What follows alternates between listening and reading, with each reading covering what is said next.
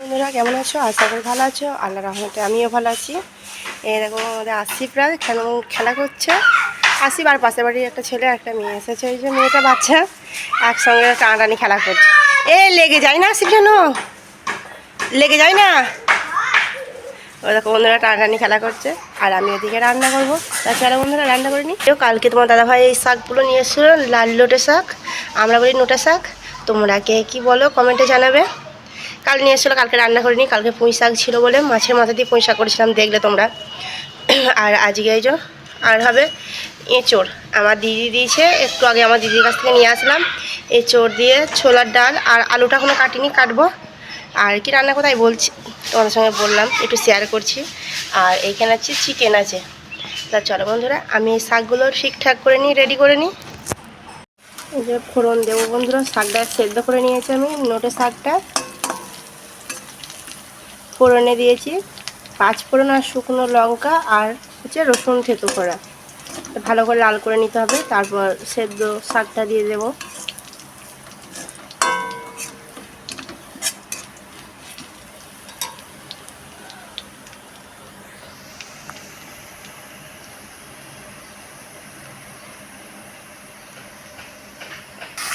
শাকটা দিয়ে দিয়েছি বন্ধুরা, এবার ভাজতে হবে। এবার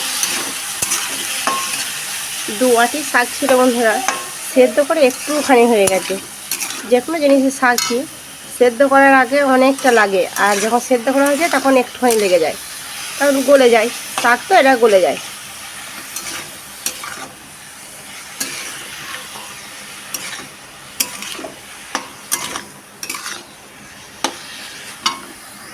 শাকটা ভাজা হয়ে গেছে বন্ধু আমার। এবার আমি চাপাবো মাংস। তাহলে চলো মাংসটা চাপিয়ে নিই। আর এটা প্লেটে তুলে নিয়েছি। কড়াই গরম হয়ে গেছে বন্ধুরা, আমি এবার তেলটা দিয়ে দেব। অল্প মাংস, সেই জন্য অল্প তেল দেব। তাও পোলট্রির মাংস তো অল্প তেল দিলে হয় না, পোলট্রির মাংস অল্প মাংস হলো বেশি একটু তেল লাগে। চলো 2টো তেজপাতা দিয়ে দেব। 2টো তেজপাতা আমি ছিঁড়ে এভাবে দিয়েছি।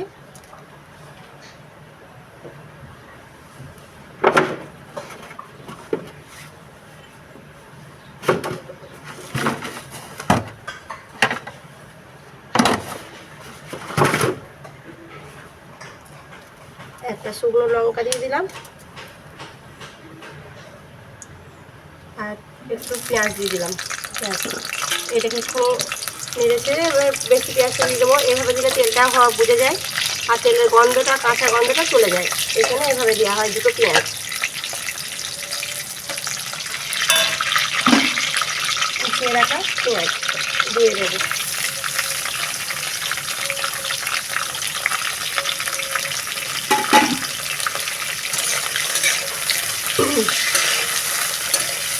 পেঁয়াজটা একটু কালার ছাড়বে, মানে বেশি না, জাস্ট একটু অল্প নরম হবে। আর তখনই টমেটো আদা রসুনটা দিয়ে দেবো। আর পেঁয়াজে একটুখানি লবণ দিলে কি পেঁয়াজগুলো তাড়াতাড়ি নরম হয়ে যায়। এই যে একটু অল্প লবণ দিয়ে দেবো, তাহলে তাড়াতাড়ি নরম হয়ে যাবে।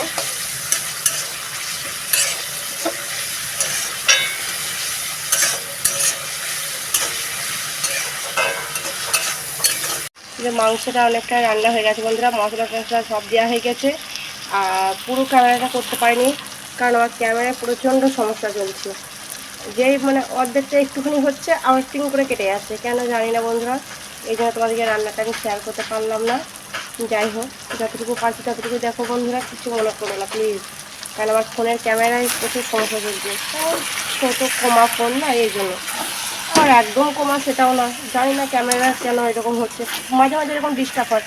অন্য কিছু ভালো কিছু আমি করে দেখাতে পারি না, এর জন্য। তো চলো আমি এটা কষিয়ে নিই। মাঝে মাঝে এরকম ডিস্টার্ব হয়, অনেক এরকম ডিস্টার্ব হয়, ক্যামেরা করতে করতে অফ হয়ে যায়। কারণ জানি না কিছুর জন্য। তোমরা যদি কেউ জেনে থাকো একটু কমেন্টে জানাবে বন্ধুরা। তো চলো যাই হোক, বাকিটা করে নিই। মশলা সবই তো দেওয়া হয়ে গেছে, আর মশলা কী কী দিতে হয় সেটা তোমরা ভালোভাবেই জানো। আর কী করবো, ক্যামেরার সমস্যা হলে দেখাতে পারছি না।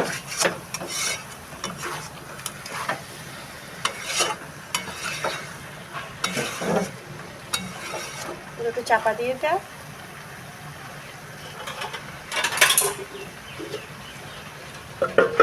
চলো আমি রান্না করে নিই, তারপরে পুরোটা তোমাকে দেখাবো।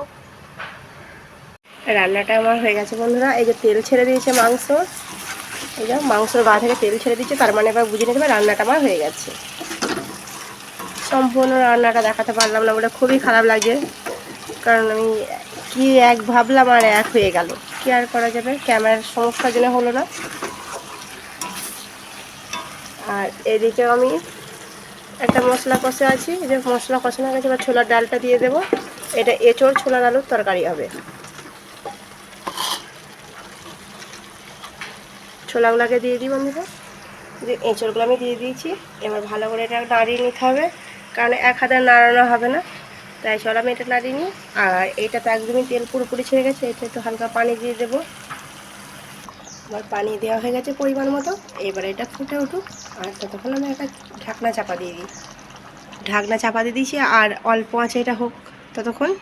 তাহলে চলো আমি এদিকে এঁচোড়টা রান্না করে নিই।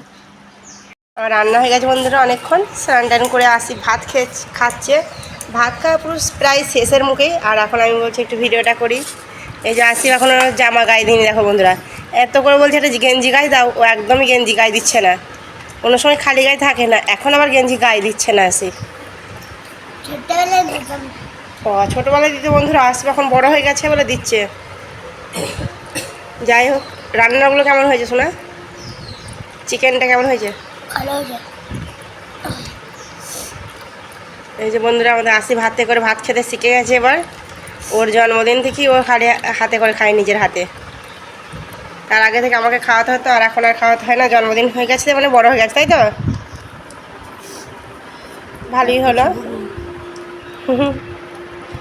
ভাত খাওয়া প্রায় শেষের মুখে হয়ে গেছে, আর একটুখানি ওর ভাত আছে।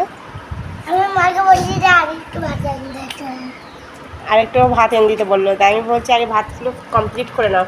এমনিতেও ভাত খায় না, আগে এগুলো শেষ হবে আবার এনে দেবো।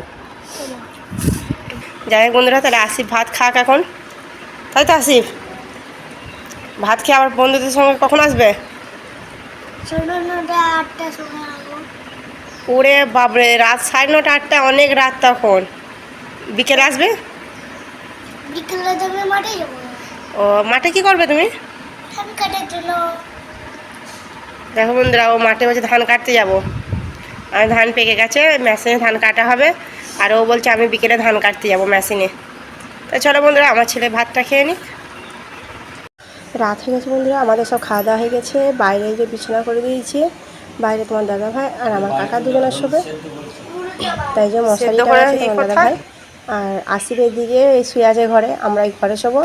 এখন মশারি খাটাই না, কারণ প্রচণ্ড গরম করছে, মশারি খাটানো যাচ্ছে না, এই জন্য মশারি খাটাইনি। আর আসিফ শুয়ে আছে, আর আমার বোনটা ওখানে বসে আছে। আর আমি ভাবলাম তাহলে একটু ভিডিওটা করে শেষ করে দিই।